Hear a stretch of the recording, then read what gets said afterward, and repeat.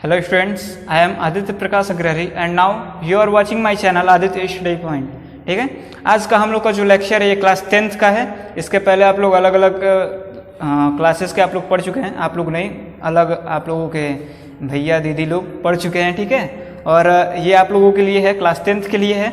और इसमें हम लोग केमिस्ट्री आज हम पढ़ेंगे। केमिस्ट्री का जो फर्स्ट लेसन है उसको हम लोग पढ़ेंगे। आप लोग देख भी पा रहे होगे, मैंने ऊपर लिख दिया है रासायनिक अभिक्रिया एवं समीकरण। ठीक है, आज हम लोग को यही चैप्टर हम लोग को पढ़ना है। पूरा कोशिश रहेगा हमारा कि आप लोगों का ये जो पूरा चैप्टर है, एक चैप्टर, इसको एक वीडियो में ही ख़त्म कर दिया जाए। लेकिन अगर समय ज़्यादा हो जाएगा या फिर किसी भी प्रकार का दिक्कत होगा, एक वीडियो में नहीं अगर हो पाता है तो इसके बाद आप लोग को एक दूसरा पार्ट मिल जाएगा। उसमें मतलब पूरा मिला करके आप लोगों को 2 वीडियो में कंप्लीट हो जाएगा, नहीं तो एक ही वीडियो में पूरा कंप्लीट करने का प्रयास रहेगा। ठीक है, तो हम लोगों को सबसे पहले पढ़ना क्या है, रासायनिक अभिक्रिया। इस चैप्टर में सबसे फर्स्ट हेडिंग हम लोग का रासायनिक अभिक्रिया ही तो बनता है। तो रासायनिक अभिक्रिया क्या होता है, सबसे पहले हम लोग को जानना है रासायनिक अभिक्रिया होती क्या है।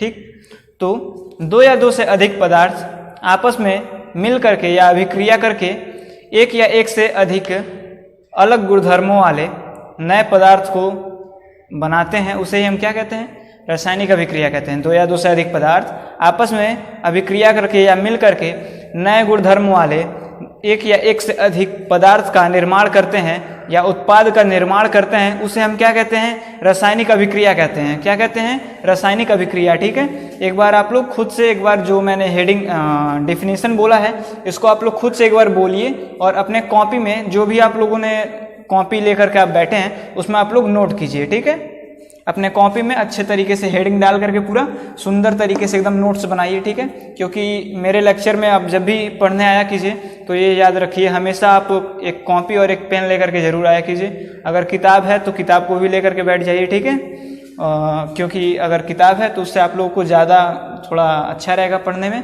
ठीक है, नहीं तो कॉपी पेन लेकर के जरूर बैठा कीजिए। किताब अगर नहीं है तो कॉपी पेन लेकर के जरूर बैठा कीजिए। और जो भी मैं बोलूँ, जो भी आप लोग को इम्पोर्टेंट लगे, या फिर वैसे तो बोल रहा हूँ तो सब इसमें हेडिंग इम्पोर्टेंट है, आप लोग हर हेडिंग को या जो भी आप लोग को ना समझ में आए उतना अच्छे से, या फिर लगता है कि आगे चल कर के ये भूल सकता है या इस तरह की कोई बात हो सकती है, तो उसको आप लोग नोट कर लिया कीजिए, ताकि आप लोगों का जब मान लीजिए क्लास 10th में हो आप लोग और बोर्ड एग्ज़ाम आप लोग को देना है, तो बोर्ड एग्ज़ाम के समय में मान लीजिए आप लोग सोच रहे हो कि ये क्या है, ये क्या है, अगर आप लोग कॉपी में अगर उसको लिखे हुए हो तो आप लोगों का हाथ एकदम चलता रहेगा, रुकेगा नहीं। वही आप लोग बस एक बार सुन करके हाँ हाँ ये होता है, ये होता है, उसके बाद जब एग्ज़ाम में आप लोग बैठोगे सोचोगे यार क्या पढ़ाया था सर ने, भूल गया। और वही अगर आप लोग अपने मन से या फिर नोट किए हो कॉपी में तो उसको आप लोग पढ़ते रहेंगे या फिर लिखते रहेंगे तो आप लोगों को भूलेगा नहीं, आपका कभी हाथ रुकेगा नहीं। क्वेश्चन आएगा रासायनिक अभिक्रिया क्या है, सोचोगे यार कितना इजी क्वेश्चन है बहुत इजी क्वेश्चन आ गया है, तुरंत लिखना स्टार्ट, भूलेगा कहीं नहीं। ठीक है, इसलिए सबसे पहले अपने कॉपी में नोट कर लो। ठीक, पूरा हेडिंग वाइज नोट किया करो। रासायनिक अभिक्रिया का एक बार और डेफिनेशन बोल देते हैं। 2 या 2 से अधिक पदार्थ आपस में मिल करके या अभिक्रिया करके नए गुणधर्म वाले एक या एक से अधिक पदार्थ या उत्पाद बनाते हैं, उसे हम क्या कहते हैं, रासायनिक अभिक्रिया कहते हैं। अब इसका एक उदाहरण आप ले लीजिए। ठीक है, उदाहरण क्या है, ऑक्सीजन और हाइड्रोजन आपस में मिल करके जल का निर्माण करते हैं। हाइड्रोजन क्या है, हाइड्रोजन और ऑक्सीजन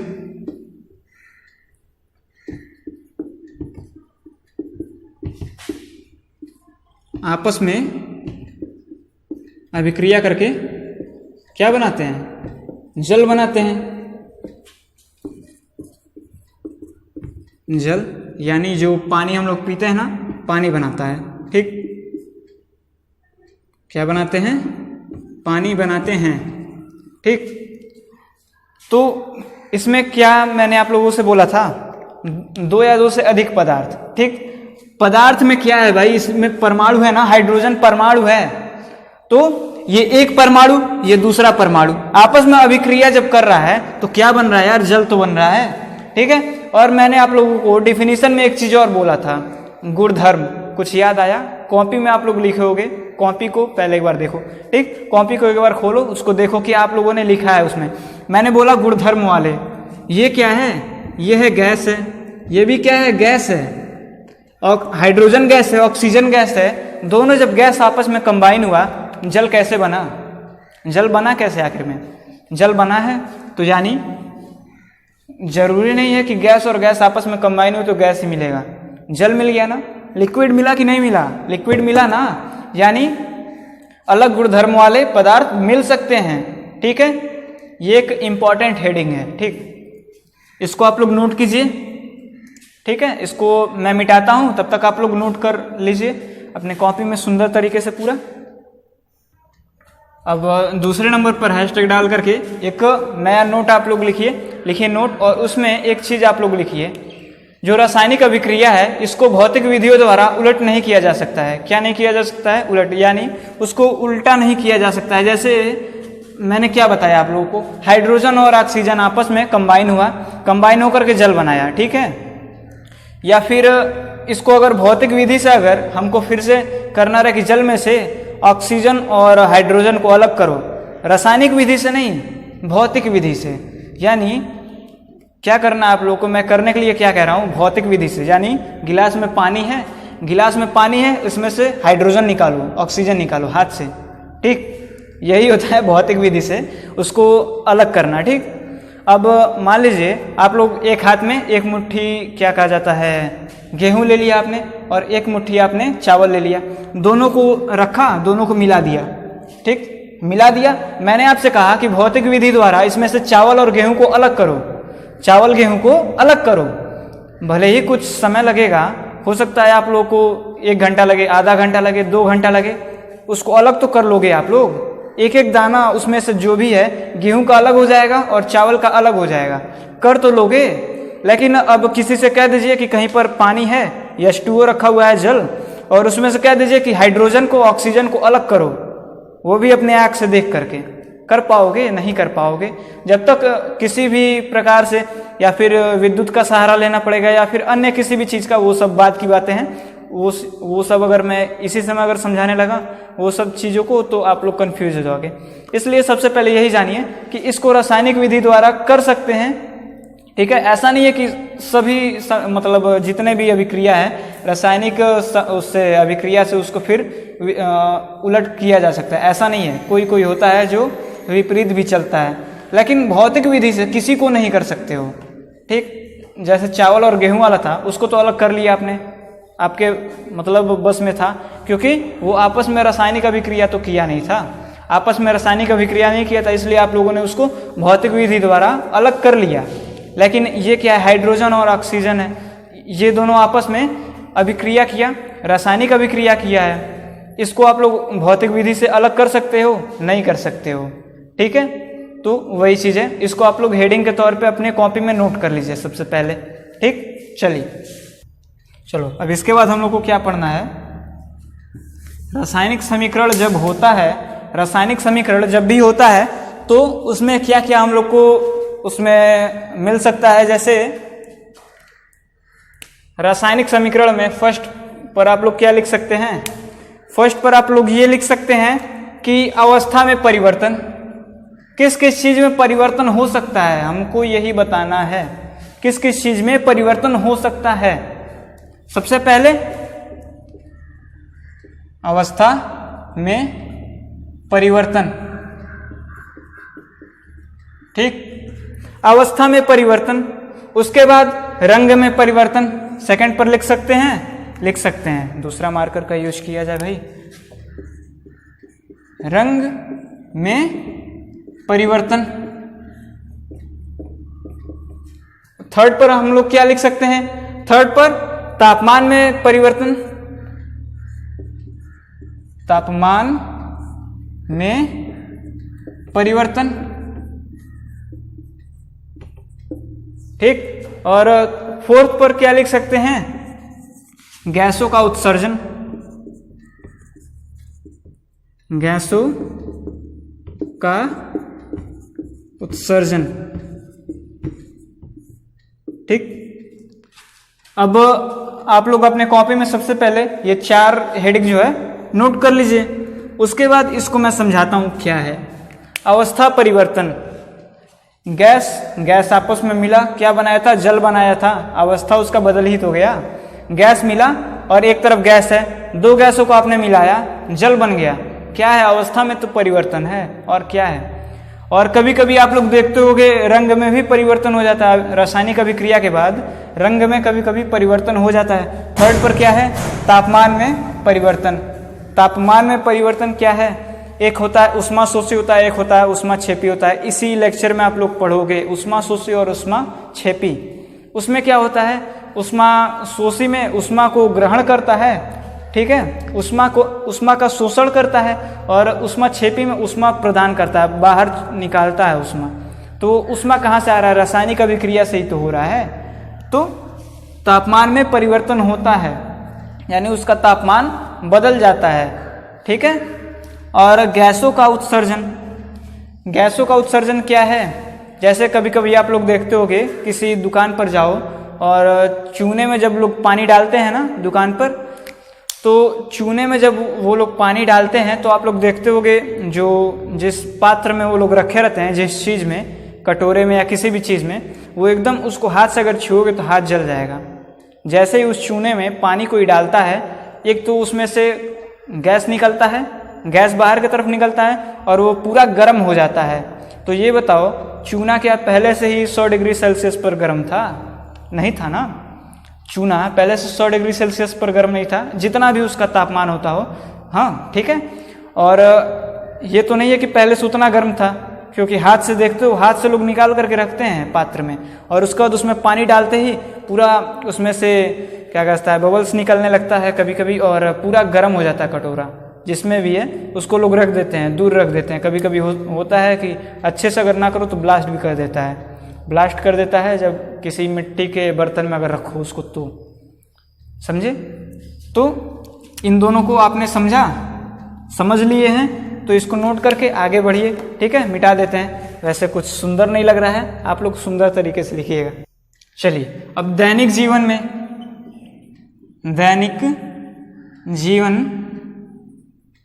में होने वाली रासायनिक अभिक्रियाएं, ठीक है, जीवन में रासायनिक अभिक्रियाएं नोट कर लीजिए, हेडिंग डाल दीजिए, ठीक है।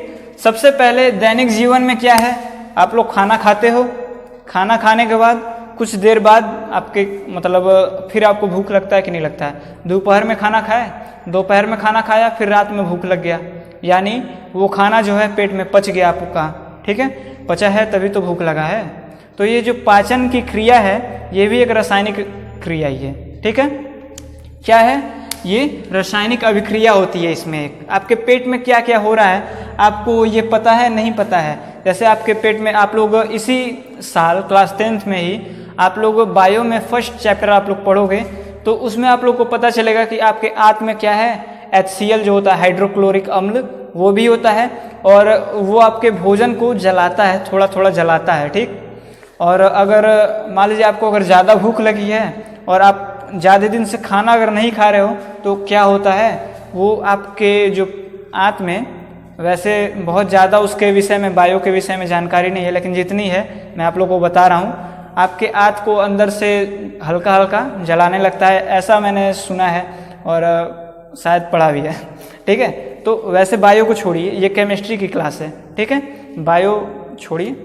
तो उसमें आप लोग पढ़ोगे कि हाइड्रोक्लोरिक अम्ल पेट में होता है। अब आप लोग सोचोगे कि हाइड्रोक्लोरिक अम्ल पेट में होता है, पेट तो पूरा जल जाएगा, लेकिन उसकी एक अलग कंडीशन होती है, ठीक है। उसमें कोई कवच होता है जो मतलब सुरक्षा करता है आंतों की, ठीक है। वो आप लोग छोड़िए, उसकी यहाँ पर चर्चा नहीं हो रही है, ठीक, बताने के लिए मैंने कहा। तो आप लोगों ने क्या यहाँ पर देखा भाई, देखा फर्स्ट क्या है, पाचन में, ठीक। सेकंड क्या है, आप लोग घर पर या कहीं भी, यहाँ पर कहीं भी लोहे का जब जंगला लगता है या दरवाज़ा लगता है, तो अगर वो पेंट अगर ना हो तो क्या होता है, कुछ दिन बाद मूर्छा उसमें पकड़ लेता है, जंग लग जाता है, ठीक है, जंग लग जाता है। जब जंग लगता है तो उसमें रेड रेड कलर का जो बाहर निकलता है, ठीक है, वो क्या है, जंग है। कैसे हुआ है भाई, हुआ कैसे है, रासायनिक अभिक्रिया से ही तो। बाहर से बारिश आया, उस पर पड़ा, जब ऑक्सीजन के कुछ उस पर कण गए उससे वो अभिक्रिया किया, जंग लग गया भाई, जंग लग गया। आपका जो लोहे का छड़ है कुछ दिन में अगर इतना मोटा लोहे का छड़ है तो पतला हो जाएगा एकदम, ठीक है। ज़्यादा मोटा लोहे का छड़ था, पता चला कुछ साल बाद टूट गया, सोचोगे यार कोई कुछ किया भी नहीं, टूट कैसे गया। वही कहते हैं लोग कि सड़ गया है, सड़ गया है। वो सड़ा नहीं है, उसका क्षरण हुआ है लोहे का, ठीक है। यानी लोहे में जंग लगना, ठीक, लोहे में जंग लगना, ये भी क्या है, दैनिक जीवन में है ना, रासायनिक अभिक्रिया, ठीक है। अब थर्ड पर हम लोग क्या ले सकते हैं भाई, श्वसन। थर्ड पर श्वसन, ठीक, थर्ड पर क्या ले सकते हो, श्वसन ले सकते हो। श्वसन क्या है भाई, श्वसन में भी ऑक्सीजन आप लोग को चाहिए। आप बायो में पढ़ोगे, इसी साल आप लोग ये भी पढ़ोगे, ठीक है, उसी फर्स्ट चैप्टर में ही। तो आप लोग श्वसन के बारे में भी पढ़ोगे उसी में। उसके बाद फोर्थ पर आप लोग क्या लिख सकते हो, दही का बनना। दही कैसे बनता है, उसमें कई प्रकार के जीवाणु होते हैं, बैक्टीरिया जो भी होता हो, ठीक है, उनसे उनके कारण होता है, ठीक। और वो क्या है, वो भी एक रासायनिक अभिक्रिया के द्वारा ही तो बन रहा है, वो भी तो रासायनिक अभिक्रिया है। यानी दैनिक जीवन में उपयोग इसका आप लोग समझ चुके हैं, ठीक है। आगे अब बढ़ें, कोई दिक्कत तो नहीं है, चलिए आगे बढ़ते हैं। चलो, आप लोग को एनसीईआरटी की किताब में क्रियाकलाप दिया है। ये क्रियाकलाप आप लोग के बोर्ड एग्जाम में भी पूछ सकता है, ठीक है। आप लोग जैसे होता है क्या कि कई बच्चे एनसीईआरटी की किताब पढ़ते नहीं है कि उसमें बहुत ज़्यादा कुछ नहीं दिया है, रिफ्रेशर बुक लो उसमें से पढ़ो, ये होता है बच्चों में। लेकिन एनसीईआरटी का किताब भी इम्पॉर्टेंट है आपके बोर्ड एग्जाम में, उससे क्वेश्चन आता है, ठीक है। उसमें क्रियाकलाप दिया है। अगर आप लोग एनसीईआरटी का किताब अगर नहीं पढ़ते हो तो क्रियाकलाप जानोगे कैसे, इसमें कौन कौन से दिए हैं। तो 1.1 जो है, मैग्नीशियम रिबन का दहन किया जाता है। तो ये क्या है, मैग्नीशियम रिबन है, इसका दहन जब होता है तो दहन कहाँ हो रहा है भाई, वायु में ही तो हो रहा है। वायु में क्या है, ऑक्सीजन है। तो यानी मैग्नीशियम ऑक्सीजन से क्रिया कर रहा है। ये क्या है, ये है एक रासायनिक अभिक्रिया है। क्या है, रासायनिक अभिक्रिया है, ठीक है। इसी तरह से और भी दिया है क्रियाकलाप, 1.2 है, कई दिया है, ठीक है, उनको भी आप लोग जानिए। सबसे पहले ये क्या है, ये है रासायनिक अभिक्रिया है। रासायनिक अभिक्रिया है तो इसको आप लोग नोट कीजिए, उसके बाद लिखिए उसके नीचे रासायनिक अभिक्रिया, ठीक है। उसके बाद आगे बढ़ेंगे। अब सबसे पहले आप लोग को ये बता दें कि इसका जो सूत्र है वो हम लोग रासायनिक समीकरण पढ़ने के बाद इन सब का सूत्र हम लोग जानेंगे, ठीक है। उस तरह से पहले अभी आप लोगों ने रासायनिक अभिक्रिया ही पढ़ा है, अभी आप लोग को पता भी नहीं है कि उत्पाद क्या है, अभिकारक क्या है, उत्पाद क्या है, ये भी आप लोग को अभी नहीं पता है। ये सब मैं जब आप लोग को बता दूंगा उसके बाद इसका रासायनिक समीकरण बताएंगे, ठीक है। सबसे पहले क्रियाकलाप 1.2 है, ठीक है। लेड नाइट्रेट में पोटेशियम आयोडाइड को मिलाया जाता है। लेड में पोटेशियम आयोडाइड को मिलाया जाता है। ये क्या है, ये भी एक रासायनिक अभिक्रिया है कि नहीं है ना। और उसके बाद हाइड्रोक्लोरिक अम्ल में जिंक की गोलियां डाली जाती है। जिंक की गोलियां यानी जेडिया नहीं, जिंक ही, ठीक है। हाइड्रोक्लोरिक अम्ल क्या है भाई, HCl है। उसमें जिंक की गोलियां यानी जिंक जब क्रिया करता है तो ये क्या है, ये भी तो रासायनिक अभिक्रिया ही है। रासायनिक अभिक्रिया है कि नहीं है तो अपने कॉपी में इसको नोट करो, ठीक है। इसके बाद हम लोग जानते हैं क्या, इसके बाद हम लोग जानेंगे कि अभिकारक क्या है, उत्पाद क्या है, ये सब चीज हम लोग जानेंगे, ठीक है। पहले इसको आप लोग नोट कर लीजिए। चलिए, अभिकारक क्या है,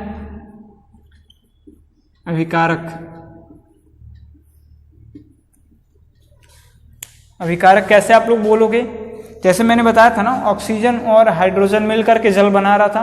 तो जो ऑक्सीजन है और हाइड्रोजन है इसको हम लोग क्या बोलेंगे, अभिकारक ही तो बोलोगे यार, ठीक है। जैसे रासायनिक अभिक्रिया में भाग लेने वाले जो भी पदार्थ होते हैं उन्हें हम क्या कहते हैं, अभिकारक कहते हैं। रासायनिक अभिक्रिया में भाग लेने वाले पदार्थों को हम क्या कहते हैं, अभिकारक कहते हैं, ठीक। उसके बाद उत्पाद क्या है, उत्पाद रासायनिक अभिक्रिया के फलस्वरूप जो पदार्थ हमको मिलता है, वे पदार्थ जो हमें रासायनिक अभिक्रिया के फलस्वरूप मिलते हैं उन्हें हम क्या कहते हैं, उत्पाद कहते हैं। जैसे मिला था ना, जल मिला था हम लोगों को, H2O मिला था ना, उसे हम उत्पाद कहेंगे। क्या कहेंगे? उत्पाद कहेंगे। कभी भूलोगे तो नहीं। हो सकता है कि 1-2 नंबर वाले क्वेश्चंस में ये आप लोग से पूछे जाएं बोर्ड एग्जाम में, ठीक है। इसलिए इसको आप लोग हमेशा तैयार किए रहिए, ठीक। ये नहीं है कि बहुत ईजी है तो इसको पढ़ना नहीं है।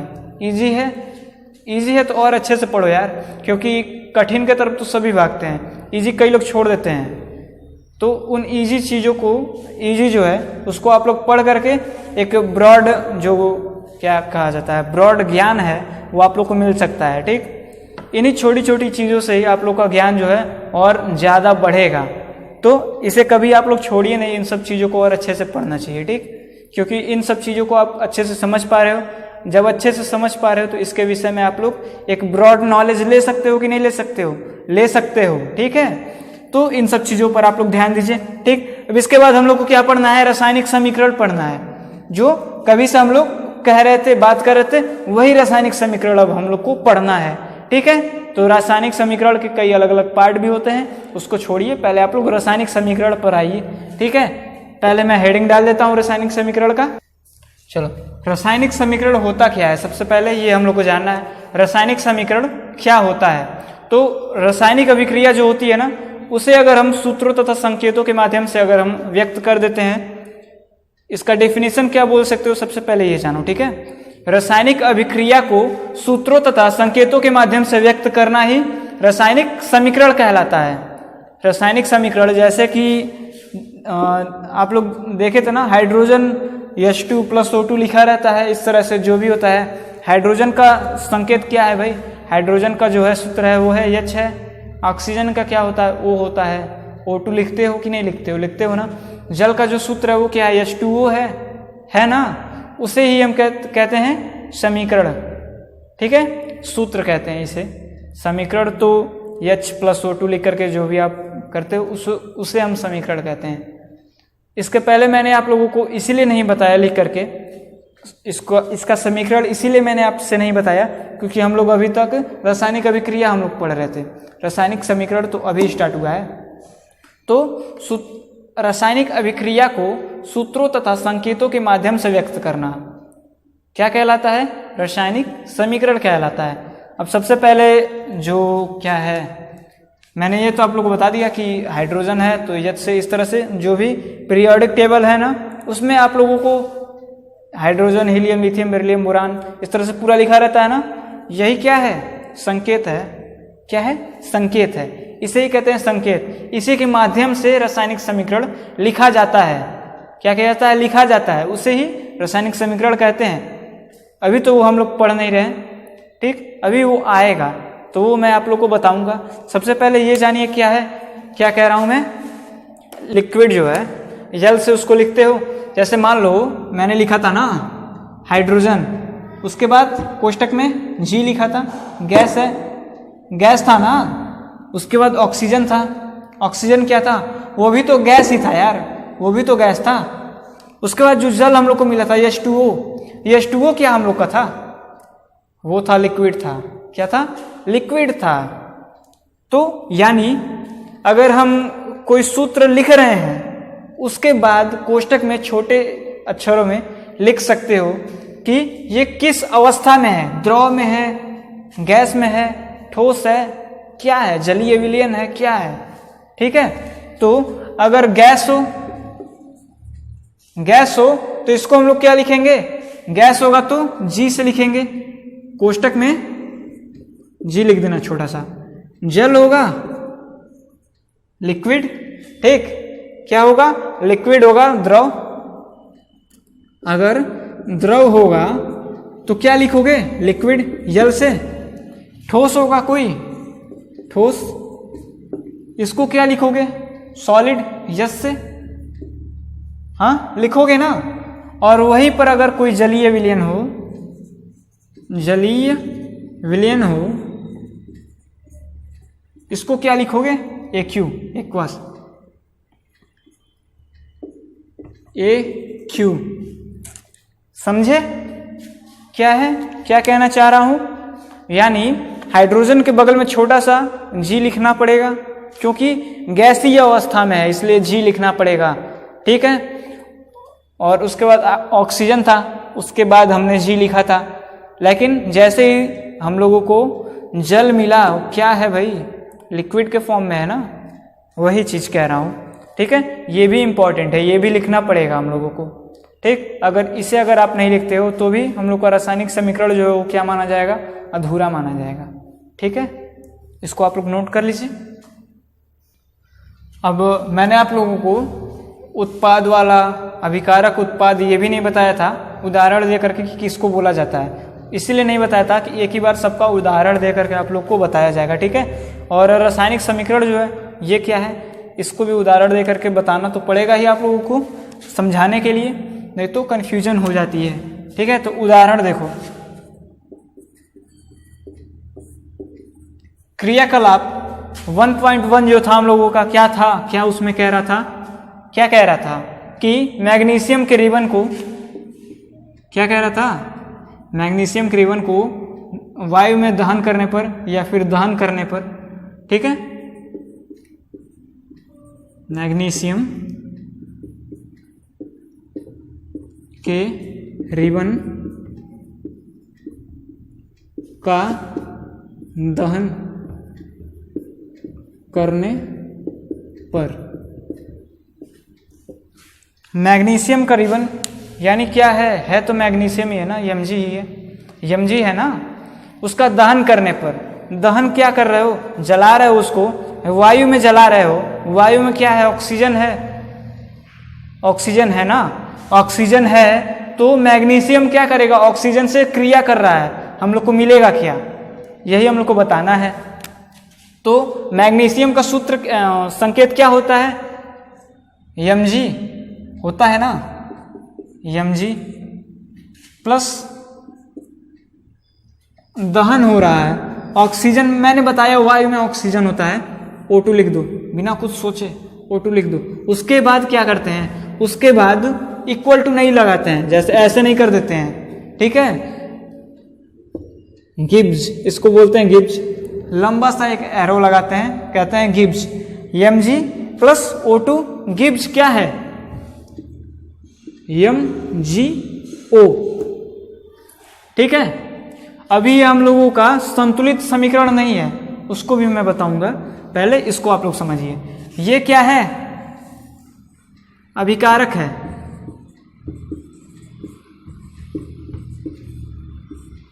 ये क्या है, उत्पाद। इससे और इससे मिलकर के बन रहा है, ये क्या है, इस रासायनिक अभिक्रिया में भाग ले रहा है भाई, ये इस रासायनिक अभिक्रिया में भाग ले रहा है, यानी ये क्या है, अभिकारक है, और उत्पाद बनाता है, यानी जो भाग लिए हैं वो आपस में मिल करके कुछ नया उत्पाद बनाते हैं, कुछ नया बनाते हैं, उसे क्या कहते हैं, उत्पाद कहते हैं, उत्पाद कहते हैं ना, इसलिए इसको मैंने उत्पाद लिखा, नहीं तो कुछ और भी लिख सकता था, कुछ और होता है क्या, नहीं, उत्पाद होता है, बनता है, ठीक, वो उत्पाद है। अब चूंकि ये अभी संतुलित नहीं है इसलिए इसको हम लोग क्या बोलते हैं, कंकाली बोलते हैं, ठीक, कंकाली समीकरण है ये, अभी संतुलित नहीं है, क्या है, संतुलित नहीं है, ठीक है। जब इसको संतुलित करोगे तब ये पूरा अच्छे से बनेगा। इसको क्या बोलते हो, कंकाली बोलते हो। क्लास में जाकर के किसी से पूछना, नहीं पता होगा, ठीक है, नहीं पता होगा उससे कि इसको क्या बोलते हो, कह देना जाकर के कि जो समीकरण है अगर संतुलित ना हो तो उसको क्या बोलोगे भाई, तो सोचेगा पहले, पता नहीं होगा तो उसको भी आप बता सकते हो, ठीक है। ये एक आप लोगों को नया चीज़ मिला कि नहीं मिला, कंकाली मिला ना। उसी तरह से कई चीज़ें पढ़ते रहो, कई चीज़ें मिलती रहती हैं, इन्हीं सब छोटी छोटी चीज़ों से एक ब्रॉड नॉलेज मिलता है, उसी ब्रॉड नॉलेज से हम लोग आगे बढ़ते रहते हैं, ठीक है, और लाइफ में हमेशा सीखते रहो, ठीक। चलो, इसको अगर हम लोग संतुलित करेंगे तो सबसे पहले संतुलित करना सीखना पड़ेगा हम लोगों को, ठीक है। तो रासायनिक समीकरण को संतुलित करना, रासायनिक समीकरण को संतुलित करना सबसे पहले सीखो। हेडिंग आप लोग डालिए, रासायनिक समीकरण को संतुलित करना।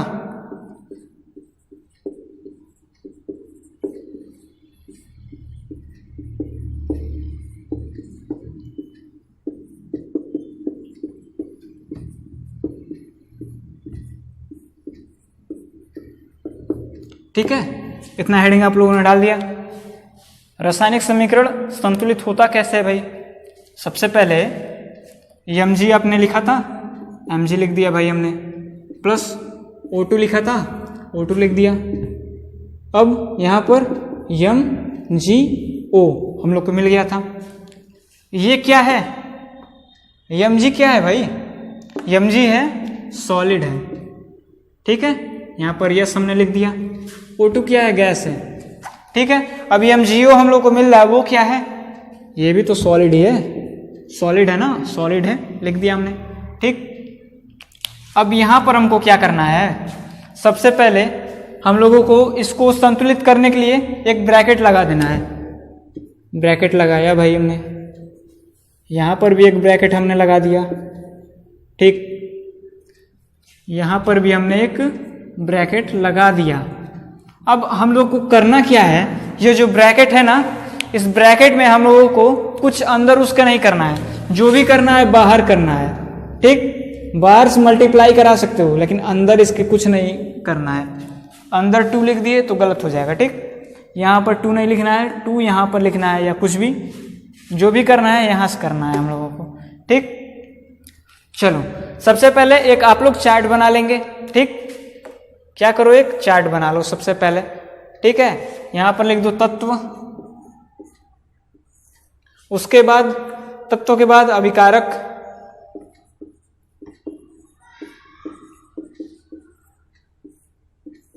उत्पाद, इतना लिख लो, ठीक। उसके बाद तत्व क्या क्या है? Mg है, Mg हमने लिखा, Mg हमने लिख दिया। उसके बाद O2 है, O2 हम लिखेंगे, ठीक है। या फिर इसको ना लेकर के कोई दूसरा एक उदाहरण लेते हैं, थोड़ा इजी रहेगा, ठीक है, आप लोगों के लिए। चलो एक ले लेते हैं, इजी कोई उदाहरण ले लेते हैं, इसको हटा देते हैं ताकि उससे आप लोग समझने में आसानी रहे। क्या लिखते हैं? Fe लिख देते हैं, ठीक। Fe प्लस H2O, H2O क्या मिल जाएगा भाई हम लोगों को? हम लोग को मिलेगा क्या इसके बाद? Fe3O4 प्लस क्या मिलेगा? H2 मिलेगा। क्या मिलेगा? Fe3O4 plus H2। उसमें क्या था? उसमें अभी आप लोग नहीं समझोगे, उसमें बहुत कम काम था, लेकिन इसमें जो है, इसमें हर तरीके से आप लोग समझ जाओगे, इसलिए मैंने ये उदाहरण लिया है इसको समझाने के लिए, ठीक है। नाराज तो नहीं हो रहे हो? मत होना यार, ठीक। सबसे पहले हम लोग लेते क्या है तत्वों में? Fe ले लो, Fe हम लोगों ने ले लिया, उसके बाद H ले लिया, उसके बाद O ले लिया, ठीक। अब उसके बाद यहाँ पर Fe में कितना परमाणु है? Fe में बताओ यार कितना परमाणु है? 1 परमाणु है, लिख दिया हमने। हाइड्रोजन में कितना परमाणु है? 1 है, 1 नहीं है, 2 है, H के बाद 2 है, यहाँ पर 2 हमने लिखा। ऑक्सीजन में यहाँ पर कितना है? ऑक्सीजन में 1 परमाणु है, 1 हमने लिखा। यहाँ पर Fe में कितना है? 3 है, 3 हमने लिख दिया। और हाइड्रोजन में कितना है? यहाँ पर भी 2 ही है, इसके बाद 2 है, 2 लिख दिया हमने। ऑक्सीजन में यहाँ पे 4 है, 4 लिखा हमने। अब देखो सबसे पहले Fe है, यहाँ पर Fe में 3 परमाणु है, यहाँ पर 1 ही है भाई, तो इसको संतुलित करने के लिए सबसे पहले यहाँ पर 3 से मल्टीप्लाई हुआ, क्या मिला? 3 मिला, 3 हम यहाँ पर लिख दिए। अब ये नहीं है कि 3 इसमें मल्टीप्लाई करना है तो यहाँ पर ना लिख करके यहाँ पर लिखें, ऐसा नहीं है कि यहाँ पर 3 लिख दिए सही हो गया, ये गलत हो जाएगा, ठीक है बाबू। यहाँ पर लिखना है 3 यहाँ पर लिखना है। अब उसके बाद हाइड्रोजन है, हाइड्रोजन छोड़ते हैं भाई, अभी हाइड्रोजन को अभी छोड़ देते हैं, ठीक है। ऑक्सीजन है, ऑक्सीजन का यहाँ पर बस 1 परमाणु है, यहाँ पर 4 परमाणु है, तो यहाँ पर क्या करते हैं? मल्टीप्लाई कराते हैं 4 से, 4 का मल्टीप्लाई 1 में हो जाएगा, 4 आएगा ना, यहाँ पर हमने 4 लिख दिया। अब 4 ऑक्सीजन हो गया, 4 का मल्टीप्लाई 1 में करोगे 4 हो जाएगा, यहाँ पर भी 4 है, Fe3O4, O का 4 Fe3 हो गया, संतुलित हो गया भाई। लेकिन अब क्या झोल आ गया हम लोगों के पास, यहाँ पर H का 2 परमाणु है, यहाँ पर 4 दूनी 8, यहाँ पर 2 परमाणु पहले से था, उसमें 4 का मल्टीप्लाई करोगे यार, यहाँ पर जब 4 है तो इसमें भी मल्टीप्लाई होगा, इसमें भी मल्टीप्लाई होगा। 4 का जब 1 में कराए तो 4 आया, तो 4 का 2 में कराओगे तो 8 आएगा, जब उसमें कराए तो इसमें भी कराना पड़ेगा, करना पड़ेगा कि नहीं करना पड़ेगा, करना पड़ेगा ना। तो यहाँ पर 8 आ गया भाई। यहाँ पर उत्पाद अभिकारक में 8 आ गया। यहाँ पर क्या करना पड़ेगा, यहाँ पर चूंकि 4 से मल्टीप्लाई हुआ तो 8 हो गया है, यहाँ पर भी 2 है तो यहाँ पर भी 4 से कराना पड़ेगा ना, तभी तो 8 आएगा। 8 आने के लिए यहाँ पर 4 से मल्टीप्लाई करा देते हैं। अब ये क्या है, अब ये समीकरण संतुलित है, क्या है, संतुलित है, ठीक है। इस तरह से आप भी लोग करके सीख सकते हो आराम से। अगर नहीं समझ में आया होगा, कुछ बच्चे होते हैं जिनको नहीं समझ में आता है एक बार में, ठीक है, तो आप क्या कीजिएगा, थोड़ा सा वीडियो को पीछे कीजिए, फिर से स्टार्ट कर दीजिए, थोड़ा सा एकदम समझ में आ जाएगा एकदम इजीली। वैसे तो समझ में आ गया होगा सबको, ठीक है, इतनी उम्मीद है मेरी आप लोगों से कि समझ में आ गया होगा। अभी भी ये पूरी तरह से समीकरण नहीं बना है, उसके लिए हमको क्या करना पड़ेगा, ये क्या है, Fe है, लोहा है भाई। लोहा कभी लिक्विड में देखते हो, वैसे तो लिक्विड होता है लोहे का, लेकिन ये सॉलिड अवस्था में है। यस लिख दिया हमने। H2O है, H2O क्या है, वो क्या है, लिक्विड है, लिक्विड हमने लिख दिया, ठीक। Fe3O4, Fe3O4 वो क्या है, वो भी सॉलिड है। मैंने आप लोगों से बताया था, याद करो, मैंने बताया था गैस भी निकलता है, गैस का उत्सर्जन, उस समय बताया था ना, चौथे नंबर पर मैंने लिखा था गैस का उत्सर्जन। देखो यहाँ पर गैस निकल रहा है, ये क्या है, गैस है, हाइड्रोजन गैस है। यहाँ पर ऊपर की ओर ऐसे एरो लगाते हैं कि ऊपर जा रहा है, गैस है यानी आसमान में ही तो जाएगा यार, तो ऊपर की तरफ एरो लगा दो ना, क्या जा रहा है, टीचर देखेगा तो खुश हो जाएगा, कहेगा कि देखो बच्चा बुद्धिमान है, एरो लगाया है, ठीक। और वहीं पर औक्षेप, समझ पा रहे होंगे आप लोग, औक्षेप, जैसे कोई लिक्विड है उसमें अगर औक्षेप अगर देखना है तो नीचे औक्षेप जो कुछ भी नहीं बैठ जाता आकर के उसके तली में। जैसे मान लीजिए किसी गिलास में आपने रेत डाल दिया, जा करके उसके तल पर बैठ जाता है गिलास के, उसे ही हम कहते हैं औक्षेप, ठीक है। उसी तरह से औक्षेप भी होता है, वो तल पर जा करके बैठ जाता है नीचे की तरफ, उसे क्या कहते हैं, औक्षेप कहते हैं। तो अगर मान लो अगर कोई औक्षेप है तो औक्षेप को नीचे की ओर एरो लगाते हैं, क्या करते हैं, नीचे की तरफ ऐसे एरो लगा देते हैं। जैसे गैस से ऊपर जा रहा है, ऊपर की तरफ लगा दिए, औक्षेप पे नीचे ही तो आएगा, जल में औक्षेप नीचे आएगा, इसलिए नीचे की तरफ एरो लगा दो, ठीक। इतना समझ में आया, समझ में आ गया होगा, चलो नोट कर लो अच्छे से, ठीक है। उसके बाद आगे बढ़ते हैं। इसके बाद आप लोगों को जानना क्या है, रासायनिक समीकरण को संतुलित करते क्यों हैं, रासायनिक समीकरण को क्यों संतुलित करते हो यार, बताना पड़ेगा ना कि रासायनिक समीकरण को संतुलित क्यों करते हैं हम लोग। तो ये एक न्यू हेडिंग ले लो, ठीक, रासायनिक समीकरण को संतुलित क्यों करते हैं, क्यों करते हैं, ये क्वेश्चन है ना, क्वेश्चन एक बनता है भाई, क्यों करते हो। तो आप लोगों ने पढ़ा होगा द्रव्य संरक्षण का सिद्धांत, द्रव्य के संरक्षण का सिद्धांत पढ़ा होगा आप लोगों ने, द्रव्यमान के संरक्षण का सिद्धांत। यानी इस सिद्धांत में कहा क्या गया है, किसी भी रासायनिक अभिक्रिया में द्रव्यमान को न तो उत्पन्न किया जा सकता है और न ही नष्ट किया जा सकता है। क्या किया जा सकता है, न तो उत्पन्न कर सकते हो और न ही नष्ट कर सकते हो, न बना सकते हो न उसको खत्म कर सकते हो। तो रासायनिक अभिक्रिया में जितने तत्व भाग लिए थे, कितने तत्व भाग लिए थे भाई, जितने तत्व भाग लिए थे उसमें जितना भी द्रव्यमान था रासायनिक अभिक्रिया के बाद उतना द्रव्यमान होना चाहिए कि नहीं होना चाहिए, होना चाहिए भाई। क्योंकि इस जो नियम है उसकी पुष्टि हमको करनी है ना, पुष्टि करनी है, नहीं तो आपका रासायनिक समीकरण गलत है। क्या है? गलत है भाई। कैसे सही हो जाएगा? जब एक द्रव्य संरक्षण का, द्रव्यमान के संरक्षण का सिद्धांत हम लोग को पता है, हम लोग को पहले से मिला हुआ है एक द्रव्यमान के संरक्षण का सिद्धांत। उसमें क्या है, किसी रासायनिक अभिक्रिया में उस जो तत्व है उसका द्रव्यमान न तो हम लोग बना सकते हैं न तो उसमें से खत्म कर सकते हैं, तो जितना पहले था उतना ही तो रहेगा बाद में भी। यानी अगर 50 ग्राम 50 ml अगर कोई चीज़ अगर ले लेते हो, ठीक है, जैसे मान लो अगर 50 ml कोई लिक्विड आपने ले लिया, फिर उसके बगल में 50 ml कोई और लिक्विड आपने ले लिया, दोनों को आप मिलाओगे तो 100 ml का लिक्विड बनना चाहिए। ठीक, जैसे मान लो यहाँ पर आपने 50 ml का लिक्विड कोई लिया, प्लस यहाँ पर आपने क्या लिया, यहाँ पर भी आपने 50 ml का या 40 ml का आपने ले लिया भाई, 40 ml। ठीक, आप लोग को मिलेगा क्या, 90 ml का कोई लिक्विड मिल जाएगा।